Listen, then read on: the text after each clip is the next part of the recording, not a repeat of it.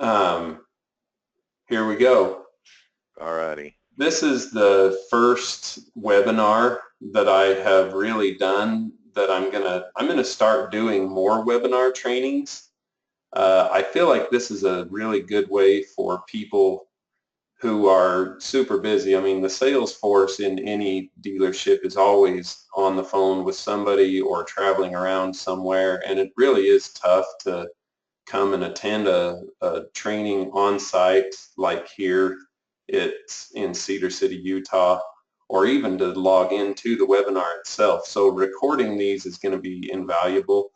We will end up posting them on the dealer portal. You can see right now on our screen, we are on the Staley West website. If I just click home, we've clicked into the red button here where it says dealer trainings. So right now I'll go over a little bit of this just for the sake of people who are not in attendance, and then the portal right here. The dealer portal, I think really just to start off, a lot of people are familiar with the new dealer portal. However, I bet that there are a number of people who have never seen it before either. And if you do not have a username, which would be right up here, this is my username, and a password, please get with me as soon as possible. I can create a username and password very easily right here in the admin section. In fact, Craig, do you want to be the sole person that logs in for Lincoln Farm Supply, or do you want me to create a login for Rob? We can create a login for Rob. Right, let's go ahead. This is good. I'm glad that you're with me because now I can actually show this on my webinar recording. So it's really simple. I don't know if you guys have an admin tab. I know I do.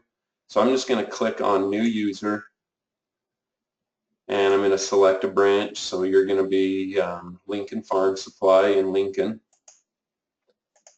The username, I usually just pick the first letter of your first name. So for Rob, it would be R and then Thompson, Thompson. That's going to be Rob's username. And password to start out with, we'll just choose the word password, Password, password. Type it in again, put his first name, and Rob's preferred one. It looks like, what is it? Rob S. Cattle, LFS 1. Yeah. Rob Cattle, LFS 1 at, what is it, ATT.net. Okay. So on your user, Craig, you have all of these highlighted: manage users, sales, service, supervisor, and warranty. If all we want Rob to do is be able to handle stuff for sales and warranties or something, we can just click those two things. Okay. I'm not going to have him manage users, but I probably will have him be able to look at service and warranty. Yep. And then there is only one branch for this dealership, so I am going to just select yes. And then we will save that. Rob, if you can hear me, here is your username. It's R. Thompson. Password initially is just the word password, so go ahead and jot that down. I'm going to save you. And there you go. It's been saved. Now, the first time that Rob has a chance to log in, or any other person for that matter, you can come right up here to the upper right-hand corner where your username is listed, click on it, and just highlight the change your password, and you can actually put your own password in here and change it out to something that's more meaningful to you that you'll remember, and yeah, safer for logging in. It's not here yet, but I am getting a quoting basically a quoting ability. So when you come in here and you try to make a new order, you can create a new order, but there's going to be another tab here, I think, that's going to basically say build a quote. And that way it doesn't actually submit an order, but you can quote a machine through this system. Because if we were to create a new order, you can see that it gives us the opportunity to tell us what branch you're from, associate a PO number with it, choose the color of the machine, tires, axles, whether we're shipping it with hardware. We can enter customer details. You can see here I have no ability to create new orders because I'm the one that actually approves orders. So as you go through all of these different items to create an order, it'll basically be creating a quote for you that you could put together for your potential customer as you're quoting. That feature is not available just yet, but I'm working on getting it on here. So that should be a lot friendlier way for you to build a quote and be real accurate with your numbers. That way we leave nothing to doubt. And the pricing will all be on here to help you avoid having to get a phone call or an email from me if you're curious about pricing. I think Craig, do you have any questions maybe that others could possibly benefit from on this dealer portal that you might be willing to share with me? Oh, this quoting function, that would be nice.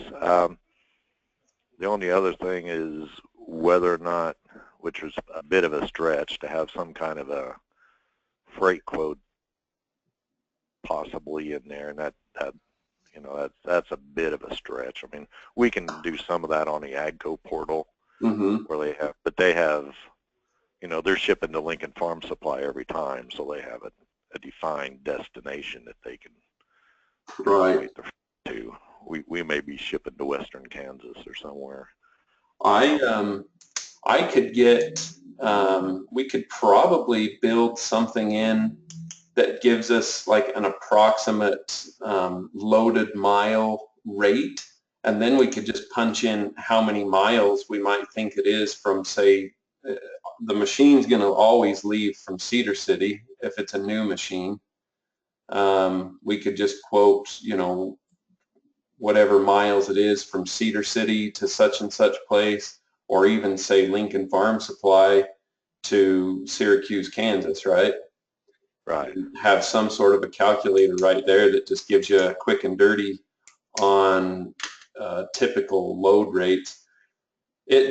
On our guys that haul for us, our average is somewhere between $3.75 and about $4.25 a loaded mile. It really just depends on what kind of a backhaul they can get out of the area that they're traveling to, and kind of how hungry they are for business. If they're really strapped for business, that's usually when we get our best rates. Right. If they're turning away loads, then they're going to charge us top dollar just because they're busy. They could be busy elsewhere, So I guess we'll look into it. I'll see what I can do there, Craig. Otherwise, Craig, as somebody who has been a user of the portal already, any feedback that you might offer to anybody else? Is it pretty intuitive, fairly easy to log in and use? Yeah, it's, I don't have really a problem. I mean, it's like all them portals.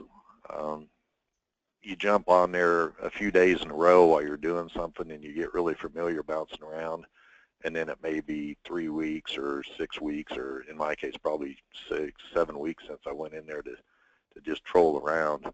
Right. And so you kind of have to relearn it because everyone's a little bit different. Right. Back to the order sheet though, Spencer, if you could build it so that you could show or hide the dealer price and the list price, that's one of my beefs against AGCOs is once you build a machine in there, all it shows, once you save it, all it shows is list price. All right. And when you're building it, you can see dealer price or list price, but the minute you save it, it kicks it out, and all you can see is the list price. Um, and so, you know, if I were to print 2 sheets, I would like to print one for the dealer that has my net price and the list price, and then shut the net price off and print the other one and hand to the customer that just shows the list price. All right. Um, so that's just something that's kind of nice because, you know, in our world, we all work off of cost. Right. Um, Sounds like Rob got his audio to work. Am I there? Yeah, we can hear you, Rob. Okay. So a printable quote that gives us the ability to turn on and off pricing, right? right. Toggle either show both dealer net and list in a, you know, 2 columns, or turn off one or the other. Yeah, that would be great. That would be great. I like that idea, and I will take it.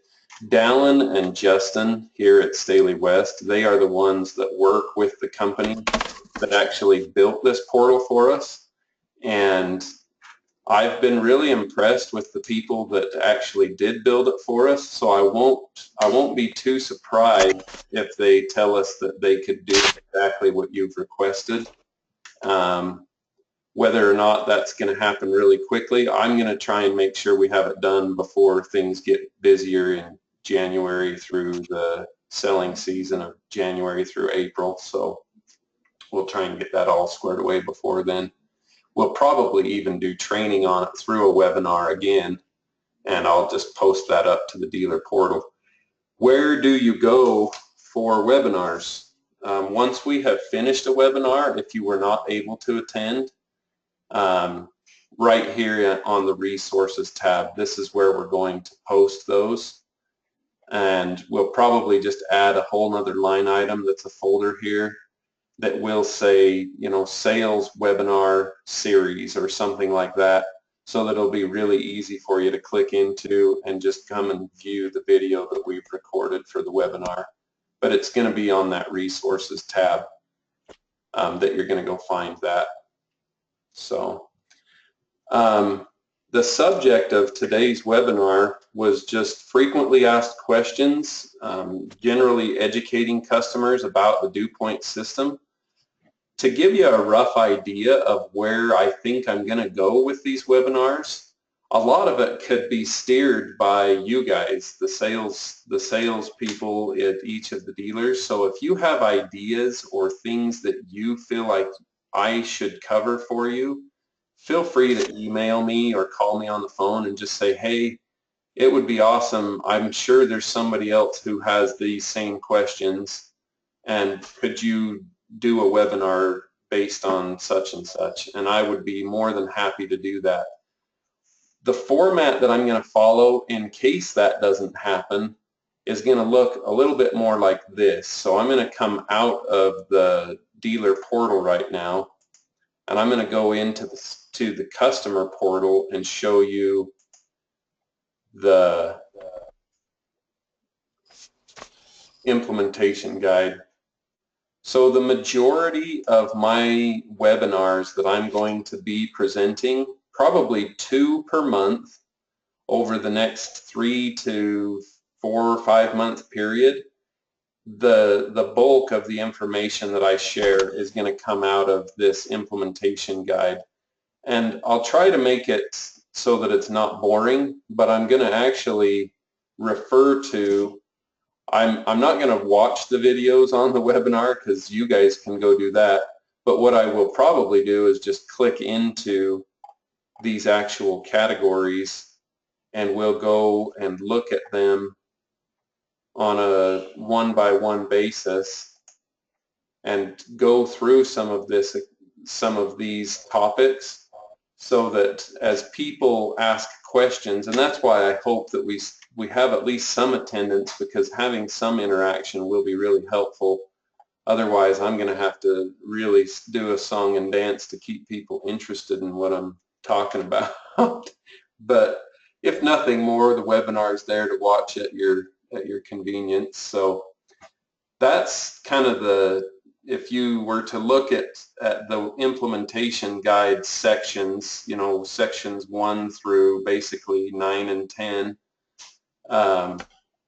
that will be the topics that I will be covering on the webinars, unless somebody calls me specifically and says, hey, can you do a webinar about just whatever it might be, how to sit down and resolve concerns, where you guys really might feel that there's somebody who could really benefit from the steamer, and somebody is interested in a steamer, but they're finding it difficult to financially make the decision to bite off buying a steamer. I would love to do some training like that. So back to the frequently asked questions. So today's topic that we're going to cover, the frequently asked questions, is right here on the Staley West homepage. And you'll go to the products tab up at the top, right there, and then drop down to FAQ. Oh. So as I read through this information the other day, as I was kind of getting prepared to do the webinar, it had been a long time since I actually reviewed these frequently asked questions, because I actually wrote about half of these questions because I'm the one that usually answers them when people would call. So going through each one of these is basically going to be the crux of what we'll talk about today. So the very first thing, I don't know how often you get asked about a steamer. If somebody's calling you, you're talking to them about tractors or balers or windrowers, and just in general having a conversation with somebody. Maybe you're calling on somebody for a sales call or just following up.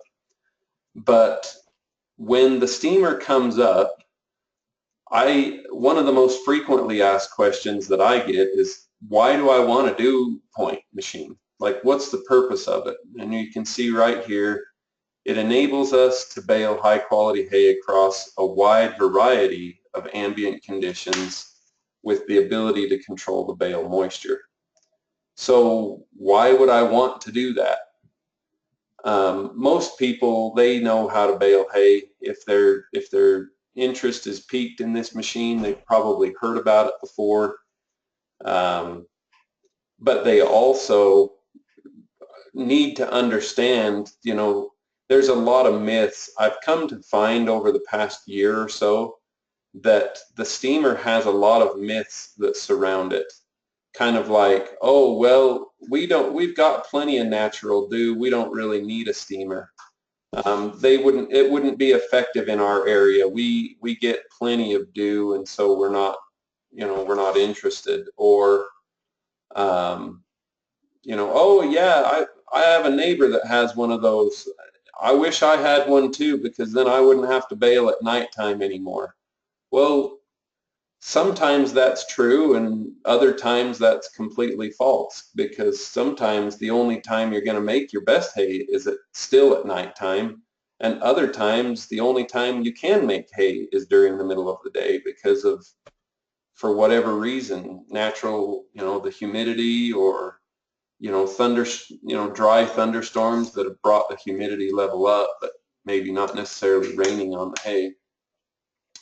So reviewing all of these questions is going to be very, very important for you to just very quickly kind of start a conversation with somebody that otherwise might try and dismiss the technology as something that maybe it's not for them. I know this one right here, in terms of quality, how does steam compare to natural dew?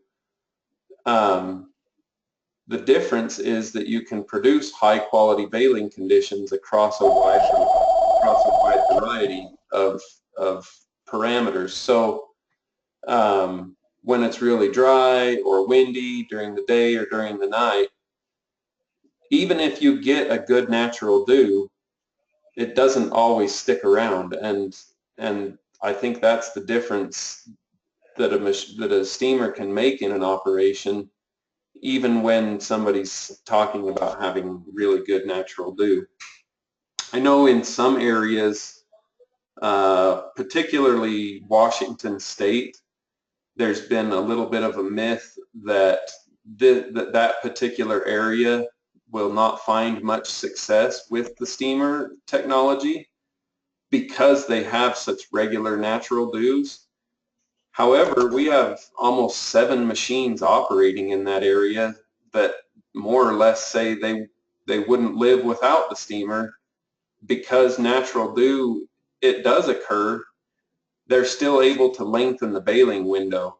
And that's a big thing when somebody can lengthen the day instead of baling, 3 or 4 or 5 hours, with good natural dew.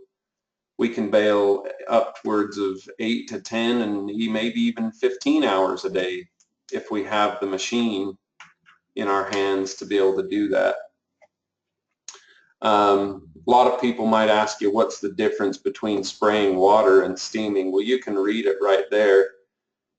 Water takes a long time to absorb into crop tissue, where steam is a gas and it more rapidly absorbs into the crop tissue, thus allowing us to actually make this machine bale hay in a way that nobody ever has done before. So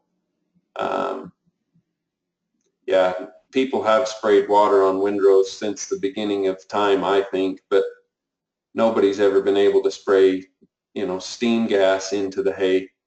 I thought it was kind of interesting, the story that you related about your customer, Craig, where, he cranked the steam way up high and then you guys got out and checked the temperature of the bale, the moisture of the bale, and obviously it did something to change things, but then you brought it back down to within a different parameter. What do you think made the difference there, Craig? The difference in the what he wanted, or the difference in the heat, or Right. So tell me, what time of day was it that you guys were out there? What was the relative temperature and so forth?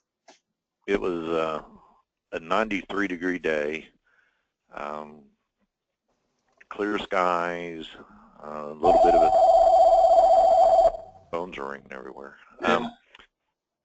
And it was 3 o'clock in the afternoon, and the hay was virtually nearly bone dry. I mean, if you touched the top of the windrow or grabbed into the windrow, everything just crunched. You could tear the stems in two with very little effort. Right. So, he could not have been baling out there in a normal day. He would have had to wait till that evening when the dew came in to toughen the hay up a little bit. So he basically baled 83 bales in that field when he couldn't have baled them under any other condition. Right. So, and his goal was of course to maximize his bale weight and a little bit to maximize the moisture in the bale. He was trying to get, as near as I could tell, we were running, the Gazika was indicating that our average moisture was about 14.6. Uh-huh. And he was shooting, I think, to get to 16 or 17 when we cranked the steam up. And didn't really, I mean, we raised it a little bit, a percentage point or so on the moisture, dropped the pressure in the bale chamber rapidly, because you do that, when you got moisture in there. Right. But, so anyway, we did a half dozen bales that way, and then went back to his previous setting, which was adequate probably for what he was doing. So thanks for that, Craig. Anybody who has probably come to you before and just kind of asked, how does this machine work? we have a pretty good amount of resources that we can turn to, whether we have to show a picture to somebody or even just describe it, how the steam is actually applied. I know when we go to the World Ag Expo in California, a lot of people think that we're actually picking up the hay with the steamer and running it through the machine and then putting it back down on the ground before the baler picks it up. Other people have actually seen the slip rack that's underneath the steamer to keep the heavy crop from hanging up, and they've wondered if the steam is actually coming out of those pipes. It's really good for people to understand where the steam is actually being applied and where those manifolds are mounted, which is on the baler, of course. And we have pictures of that on the websites, or even you can see right here on this frequently asked questions, there's even a video for a little more in-depth look at that. So I know a lot of people ask the question, won't I lose a lot of leaves at the pickup, on the baler pickup? You know, flat out, we're saying no. I would say, I would still admit, you know, in all of my conversations that I have with people about the steamer, I still will admit that you're going to lose a little bit of leaf at the pickup, but it's going to be a lot less than what you would ordinarily be losing without steam. Where the majority of the leaf, what I have kind of determined, just because I've watched it work so much, I believe the majority of leaf is lost at the packing point where the plunger is actually packing the flake. The packer teeth as well. I mean, the packer teeth, as they form the flake, they're working the hay over pretty good too. You can kind of see the hay falling out of the bottom of a baler when things are not softening up. So the pickup, I mean, there's always going to be a small amount of leaf loss at the baler pickup, but at the end of the day, you can see the difference when you turn steam onto a baler versus a baler that is running without steam. There is literally less dust coming out of the baler because of the steam, and that really is because the hay is softening up. It's becoming more pliable, just like a natural dew would toughen it up, and it's allowing that flake to pack much nicer. And so this is a very common question that a lot of people will ask. I don't know how often you've ever been asked this, Craig, but a lot of people have wondered, do I have to slow down when I'm applying steam? And the answer is no, you do not. In fact, in many cases, you can actually speed up and bale even a little bit faster than you normally would and be even more efficient with your equipment out in the field. The reason for that is because of the way that the steam softens up the hay and warms up that crop material, it packs more densely. And usually we're traveling at a certain rate of speed to get a certain number of flakes in the bale. You know, some people, it will vary from 35 to 45 flakes per bale, or you know, some farmers will say, you know, we don't put any more than 40 and no less than 35 in a bale. It really depends on the crop that they're baling. What we have found is we have baled as low as 30 flakes per bale and still been able to reach, you know, the upper 1400s and low 1500 pounds per bale on a typical size 3x4 bale. I won't speak much about 4x4 bales, mainly because I don't have a lot of experience personally with them. I mean, I have baled with 4x4 balers, but when we're making references here, that reference of 1,400 to 1,500 pound bales is coming on a 3x4 size package. And somewhere between 30, 35 flakes per bale. I have noticed that when I'm baling in kind of the more extreme conditions, kind of like you described, Craig, where it was mid, you know, lower 90-degree weather on a sunny day with very dry crop material, you know, putting 35 to 40 flakes per bale, I think you'll see a little bit better effect on the hay with the steam than if you were to go all the way down to just say 30 flakes per bale. Whether that's time in the bale chamber or just speeds of the, the steams absorbing into the crop material, I couldn't really say. I personally think that it's because the bale has just more flakes in it, so it tends to look a little smoother. It's packed up a little nicer. But yeah, the 6210 will affect your baling speed. It can speed you up. It may slow you down, but not necessarily slowing you down in the sense that you're getting a lesser quality hay. If you do slow down, it will be because you're making the best hay that you possibly could. So how many acres can I bale in a day? A lot of people ask. The more common question, I think, is how often, like right down here, how often do I have to refuel the water tank or refill the water tanks, and how long does the fuel last?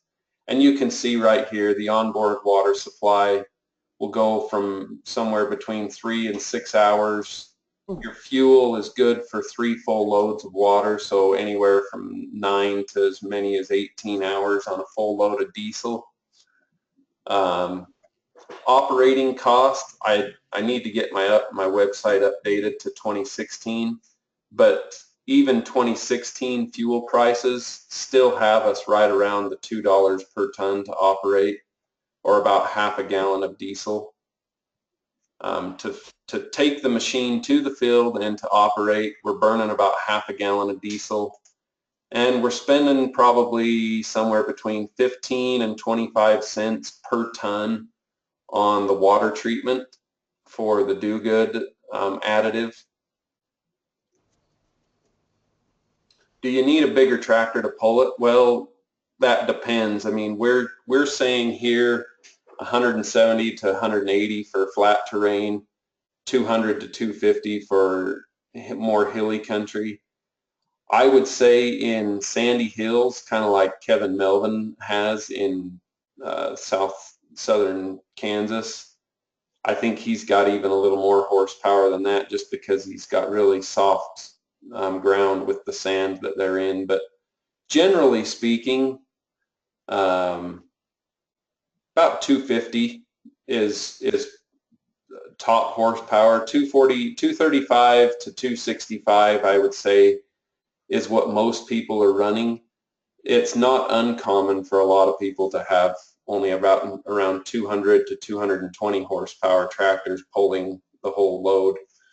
I will admit the 7000 series, the smaller framed tractors like a John Deere 7000 series or a Massey 7000 series, those tractors can definitely pull the load and do a great job. I prefer the larger format, the larger frames, the 8000 series Masseys, the 8000 series John Deeres, and the bigger MX case tractors. They are preferred mostly just because of their weight, not necessarily because of horsepower. Just having a little bigger tractor to pull the load seems to be a lot better. But that said, it is not mandatory. I think that needs to be really clear, that it is not mandatory to have a big tractor with high horsepower to pull this. Maneuverability. I actually go through a number of questions on the sales quiz about maneuverability. I think you'll find them a little bit interesting. Most people don't have a problem with the maneuverability of the machine, at least in my experience. I haven't gotten a whole lot of feedback for it. How difficult is it to operate the machine? I think that at first, to be very blunt, I don't think that it's a bad thing to admit to a potential customer who might be asking you questions, to say, yes, at first, this is a complicated machine that will take you about a week to get used to. So the learning curve is very steep, but it's not very long. You will feel intimidated operating it at first. You will feel like you don't know that you're doing anything right with it. but within a week's time, I mean, if you're in the seat of the tractor day after day for, 5, 6, 7 days, you're going to get so familiar with that so quickly because it really is simple to operate the machine and very intuitive. By the time you've run it for a week, you're going to feel like you're a pro on it as far as just the way that it operates. But I never shy away from admitting that it is intimidating at first. It is out of the normal. It's not like a normal piece of equipment that you've become familiar with, but it is quite intuitive and easy to learn. It just takes a little bit of time. Setting up an operation and accommodating those. You guys as dealers have done a great job with that this year. We feel really, really blessed. We feel really, really grateful to have such good dealers. You guys have done a great job setting people up. I feel like the customers from the past, but also currently, feedback, if we have gotten any feedback from them, it's been quite positive. They've let us know where we're doing a good job with the machine. They've given us feedback on how they're getting supported in some instances, not very many, but setting up the machinery, I think the dealers are doing a great job with it. Craig, any feedback that you want to add to this as we kind of wrap up here? I think, all our guys are set up well and operating, and that if there is any, it's tripping up in the water supply side a little bit. Right.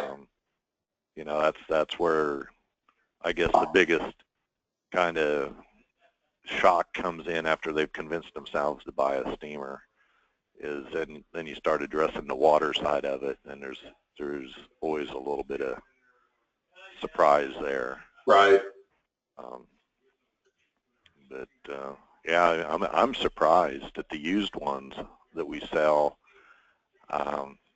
They go out and you say, hey, do you want us to come help you start it? And the next thing you know, you call them back and they say, hey, I baled 500 acres, everything's working great.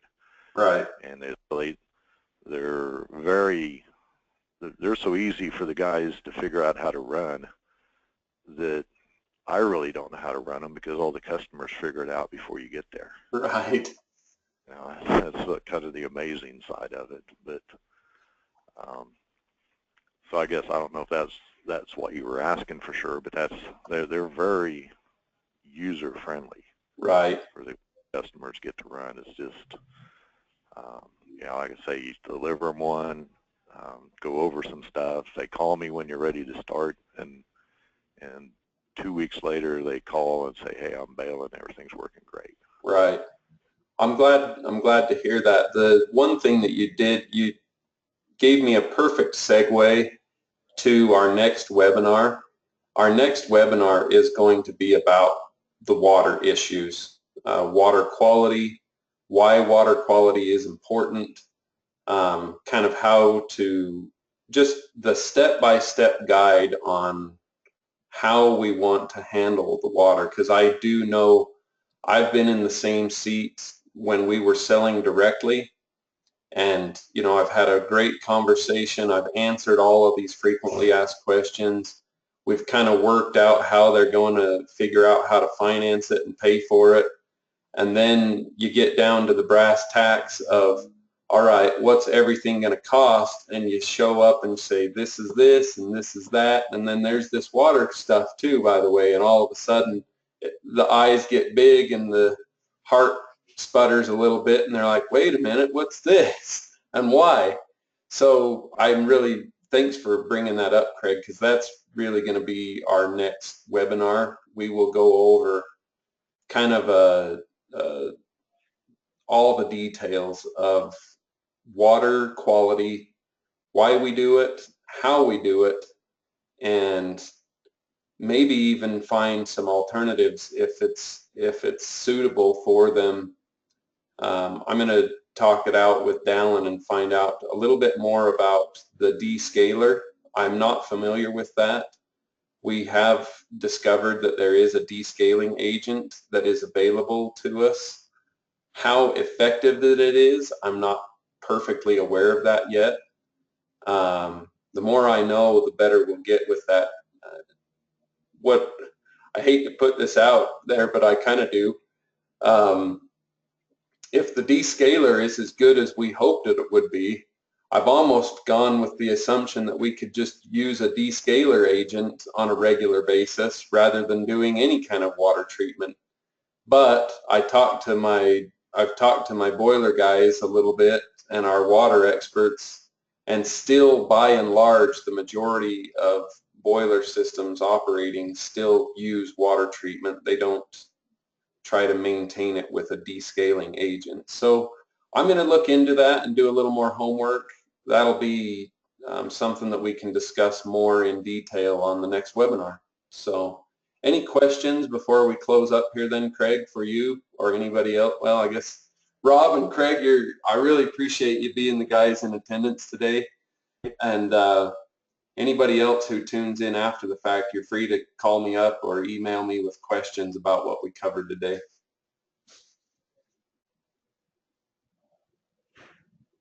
All good? Okay. Thanks, guys. Appreciate your time, and we'll see you on the next webinar. Have a good day.